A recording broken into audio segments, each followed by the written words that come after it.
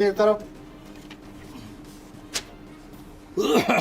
अकबर आज़ाद में एक बात भूल गया जो बहुत इंपॉर्टेंट है कि आप अपनी जायदाद का बहुत ज़्यादा ख्याल रखें। ठीक हो। अगर ये झगड़ा है तो ये झगड़ा तूल पकड़ सकता है।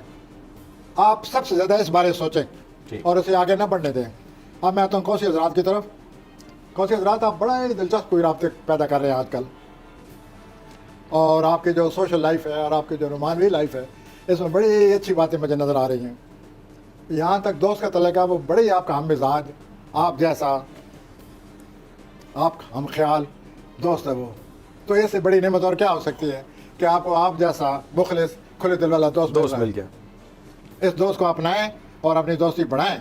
इस हफ्ता आपको कोई नई चीज़ सीखने के लिए भी कोई आपकी तबीयत में ज़रूरत आपको महसूस हो रही है कि मुझे कोई नया काम सीखना चाहिए, सीखें। वो आपके लिए बड़ी मुबारक साबित होगी। अच्छी बात ये हो रही है कि पिछले 3-4 सालों से 5 सालों से आपकी सेहत में कुछ न कुछ होता रहता है।